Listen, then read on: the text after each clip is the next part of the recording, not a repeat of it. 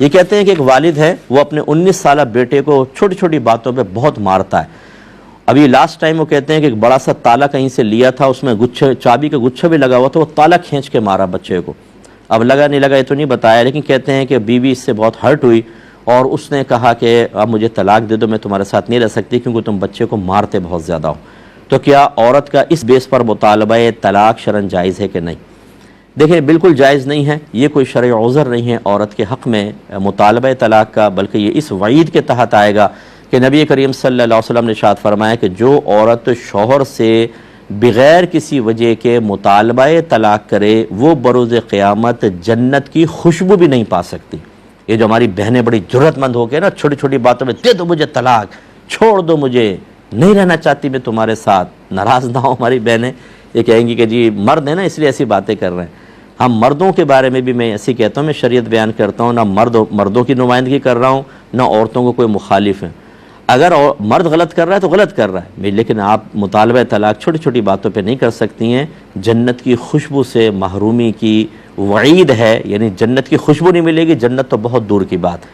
تو یہ بچے پہ اگر وہ ظلم کر رہا ہے, باپ غلط کر رہا ہے, بالکل غلط کر رہا ہے.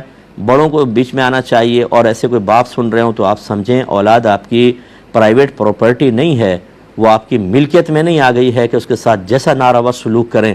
اس سے بچوں کے دل میں غصہ پیدا ہوتا ہے, کینہ بیٹھ جاتا ہے, اور جب وہ کبھی طاقتور ہوتے ہیں تو پھر میں نے دیکھا ہے وہ باپ کے سینے پہ چڑھ کے گفتگو کرتے ہیں.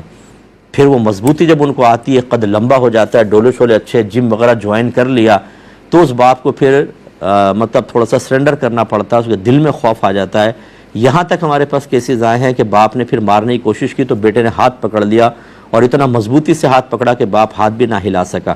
یہاں تک اس اسٹیج تک بچوں کو اس بدتمیزی پر اور اس بدتمیزی کے نتیجے میں جہنم کا راستہ دکھانے میں کس نے کردار ادا کیا؟ بعض اوقات والدین یہ کردار ادا کر رہے ہوتے ہیں. والد صاحب چھوٹی چھوٹی باتوں پہ ماں بہن کی گالیاں دینا, مکے مارنا, دھکے دینا, ذلیل کرنا, احسانات یاد دلانا, ہم نے پال پوس کے جوان کیا, یہ کیا وہ کیا, اور ان کو بیویوں کے سامنے ذلیل کرنا, رشتہ داروں کے سامنے کرنا, یہ قطعاً غیر مناسب ہے.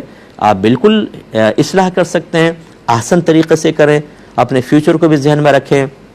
کل اگر آپ فوت ہو گئے تو شاید یہ دعا نہیں کریں گے, اگر آپ پہ فالج پڑ گیا تو ہو سکتا ہے صحیح خدمت نہ کریں, طاقتور ہو گئے تو ہو سکتا ہے آپ سے بدتمیزی کریں.